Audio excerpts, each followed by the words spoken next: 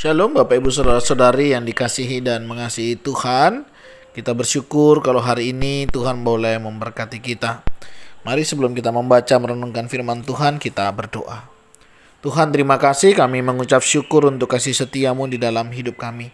Terima kasih untuk berkat-Mu, sampai hari ini Engkau boleh menjaga dan memelihara kami. Sebentar kami akan membaca dan merenungkan firman-Mu.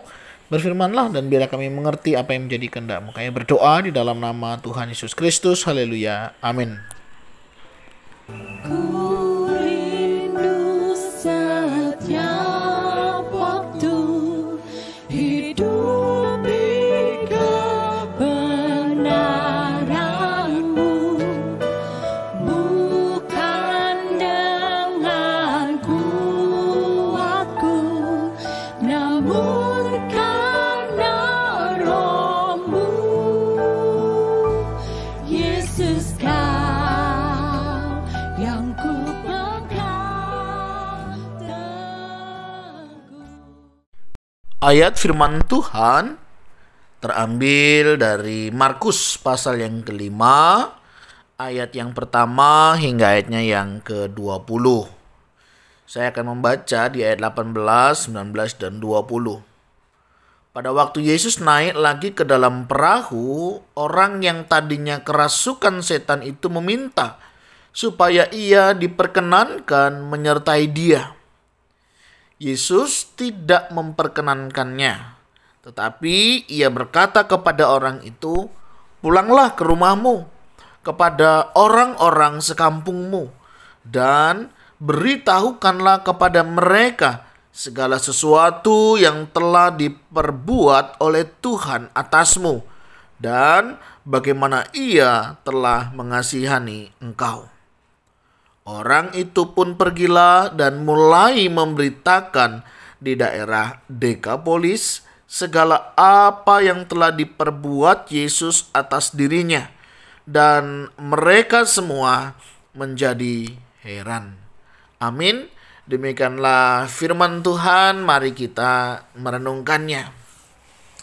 Saya pernah mendengar bahwa semua orang itu bisa terlibat dalam pelayanan, kecuali mereka mantan, ya saya katakan mantan orang gila atau orang yang kerasukan. Nah, menarik Bapak Ibu Saudara, justru dari Markus 5 ayat 1 sampai 20 ini ada orang ya yang kerasukan justru dipakai oleh Tuhan luar biasa. Ya. Siapapun itu bisa ya melayani. Siapapun orangnya itu ya Tuhan bisa pakai. Yang menjadi masalahnya adalah kita itu mau atau tidak.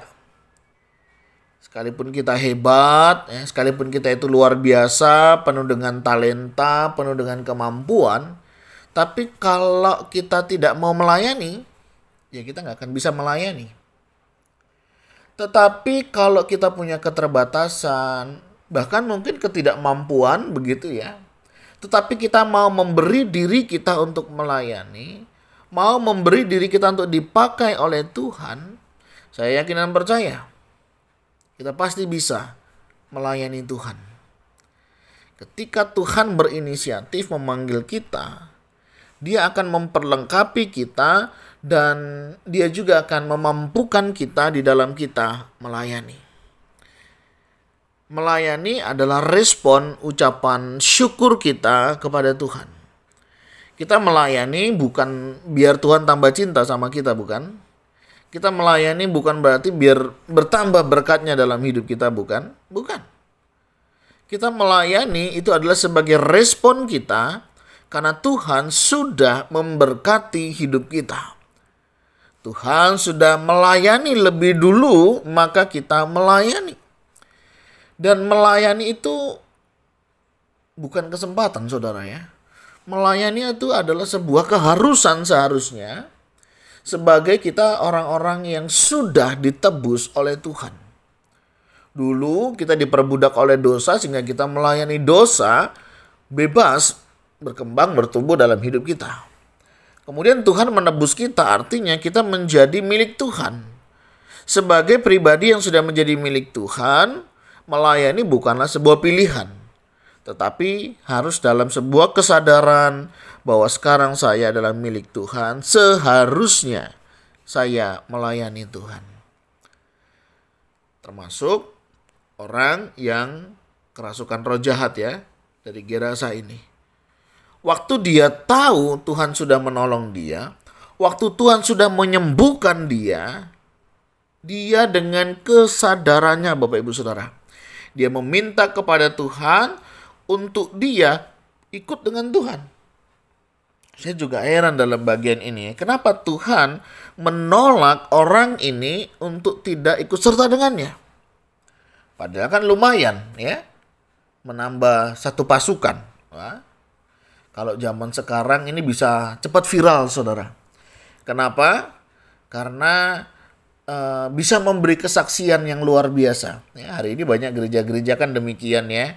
Kalau ada orang baru bertobat, orang baru mengenal Tuhan ya, kemudian diviralkan begitu ya, sehingga ini menjadi motivasi, menjadi penyemangat buat yang lainnya.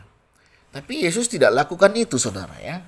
Yesus justru bilang ke orang ini, nggak usah ikut dulu ya, tapi lebih baik ya pulanglah ke rumahmu ya, pulanglah kepada orang-orang sekampungmu dan beritahukanlah kepada mereka segala yang telah diperbuat oleh Tuhan atasmu dan bagaimana ia telah mengasihani engkau. Menarik sekali pesan Tuhan buat orang ini ya. Nggak usah ikut, nggak apa-apa. Tetapi ya pulanglah ke rumahmu.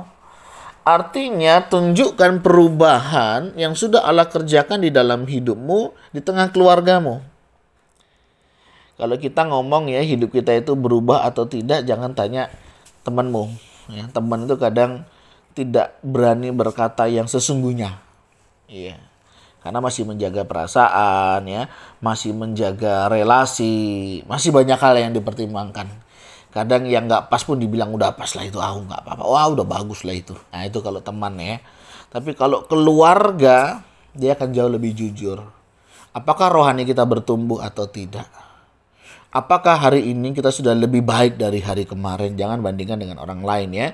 Bandingkanlah dari diri kita yang sebelumnya hari ini begitu ya. Jadi kemarin rohaniku bagaimana? Hari ini bagaimana? Nah, itu perbandingan yang baik ya. Jangan bandingkan dengan orang lain karena setiap kita punya proses yang berbeda. Namun hari saudara dikatakan pulanglah ke rumahmu. Artinya biarlah orang rumah yang bersama dengan kita benar-benar melihat satu perubahan di dalam hidup kita.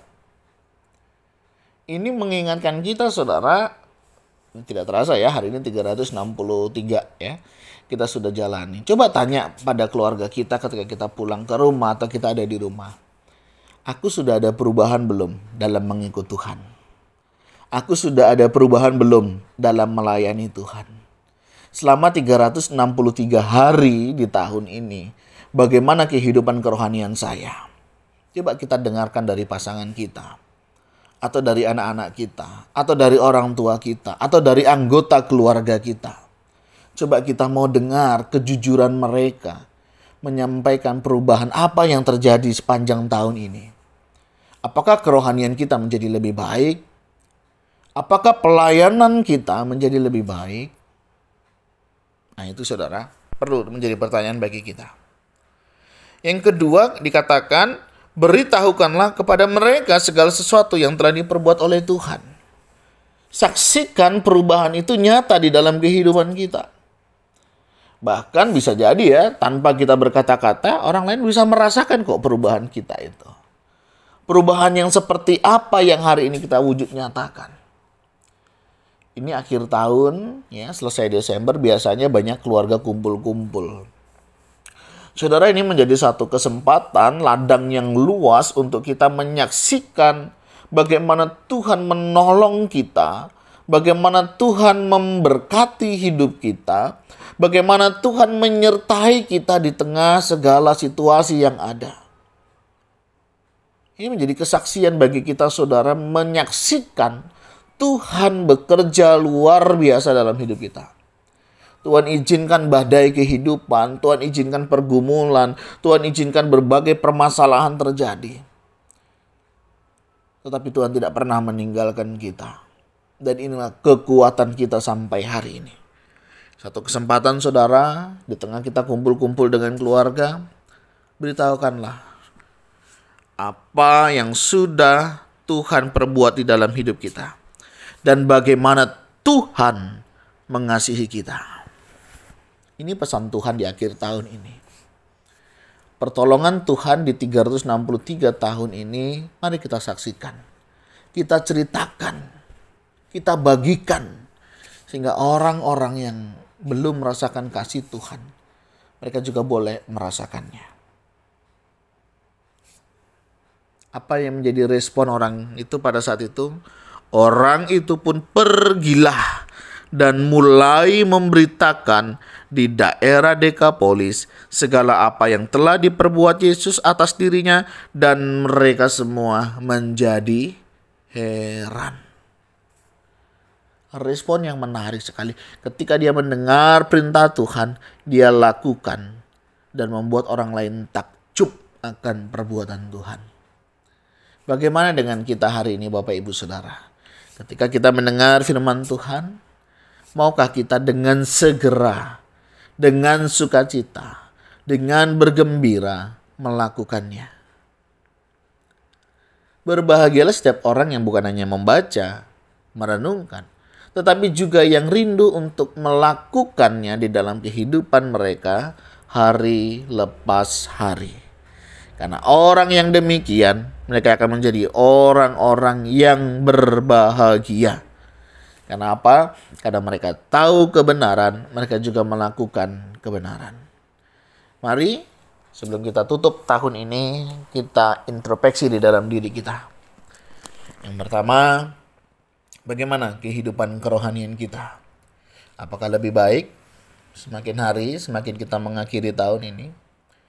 Dalam pelayanan, apakah pelayanan kita hari ini lebih baik, lebih maksimal, lebih mendekatkan diri kita kepada Tuhan?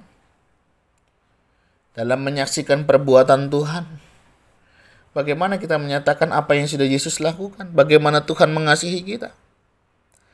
Jadi Bapak Ibu Saudara, kita belajar meresponnya dengan segera, dengan sukacita. Dan kiranya Tuhan menolong kita mengakhiri tahun ini dengan tetap melakukan bagian kita sebagaimana yang sudah Tuhan percayakan pada kita. Tuhan, terima kasih. Ada banyak hal, ada banyak peristiwa yang kami alami di tahun ini. Terima kasih karena Engkau sudah menolong, menguatkan, meneguhkan iman kami sampai di titik ini. Terima kasih Tuhan. Kami bersyukur ada banyak peristiwa yang terjadi.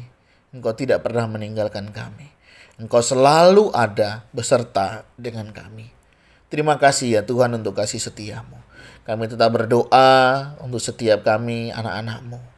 Biarlah kami terus menyadari akan panggilan pelayanan yang Engkau percayakan. Dan biarlah kami meresponinya dengan penuh sukacita dan dengan bersegera melayani Engkau dengan lebih baik lagi.